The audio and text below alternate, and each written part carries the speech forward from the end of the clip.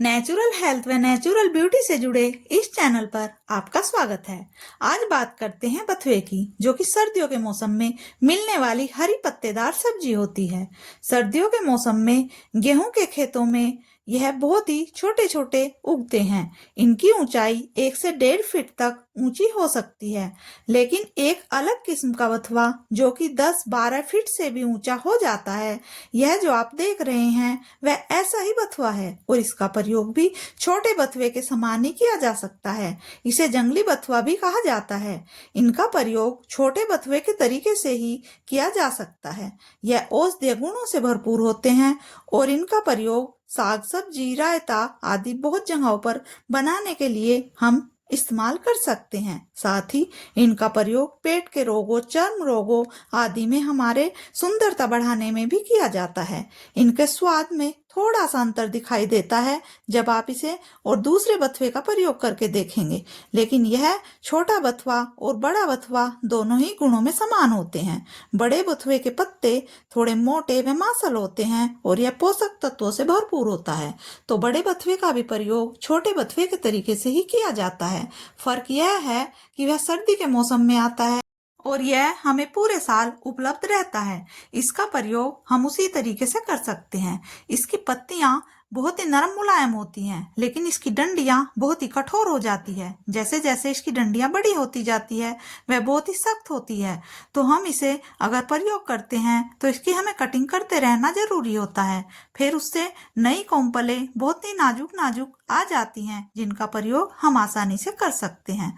तो यह जो बथुआ आप देख रहे हैं यह लगभग 10-12 फीट का हो चुका है और इसको आज हम कटिंग करने वाले हैं। देखिए बहुत लंबी इसकी शाखाएं हो चुकी हैं और यह बहुत ही कठोर होती हैं। अगर हम इसे उबाल कर कुछ सब्जी साग आदि में प्रयोग करना चाहते हैं तो वह अच्छे से नहीं गलती है।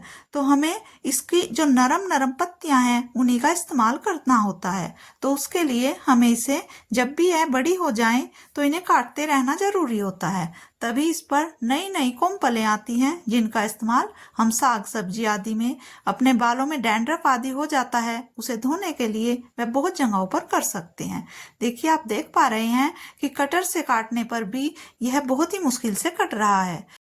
आपको इस चैनल पर हम नेचुरल हेल्थ व नेचुरल ब्यूटी से जुड़ी ढेरों जानकारियां देते रहते हैं। अगर आपको भी हमारे किसी सब्जेक्ट से भी संबंधित आपको ऐसी जानकारी मालूम है जो आप बताना चाहते हैं तो अपनी राय अवश्य दीजिए। हम आपके नाम के साथ आपके मैसेज को अवश्य पढ़ना चाहेंगे। तो देखिए बहुत सारी कटिंग करने के बाद यह इसकी डंडियां निकल चुकी हैं।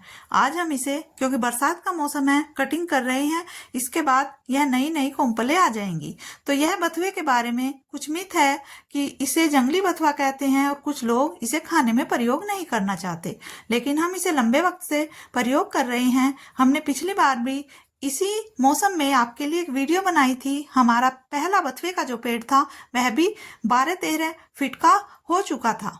तो हमने उसके बाद यह दूसरा पेड़ लगाया है और इसका प्रयोग हम इसकी पत्तियों का अपने सौंदर्य व अपने खाने के लिए बहुत जगहों पर करते हैं। तो हमें आपसे यह साझा करना जरूरी लगा, क्योंकि कुछ लोग इसका प्रयोग नहीं करते, लेकिन इसकी पत्तियों का प्रयोग साल में हर समय यह उपलब्ध रहता है, तो हम इसका प्रयोग कर सकते हैं।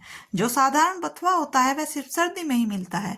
तो इसकी पत्तियों को हमें तोड़ लेना है, डंडी इसकी बिल्कुल भी हमें नहीं लेनी होती है। अगर इसकी डंडी हम उबालें तो वह नहीं उबल पाती हैं और फिर खाने में हमें बहुत दिक्कत आती है। उन्हें हमें निकालना ही बहुत जरूरी है।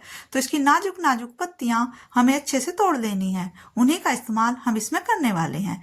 देखिए बहुत सारी पत्तियां इसकी इकट्ठी हो गई हैं और इनका इस्तेमाल हम उबाल कर आलू के साथ मिलाकर कोई साग सब्जी पूड़ी पराठा किसी भी तरीके से कर सकते हैं। इसे उबालकर जो पानी निकलता है बथुए का, उसे हम बालों के लिए भी प्रयोग कर सकते हैं, क्योंकि डैंड्रफ हटाने में बथुआ बहुत ही बेजोड़ काम करता है। तो आप भी अवश्य इसका प्रयोग कीजिए। यह बहुत ही अच्छी औषधि है और गुणों से भरपूर होती है। ऐसी ही काम की जानकारियों के लिए हमारे चैनल को लाइक सब्सक्राइब कीजिए। धन्यवाद।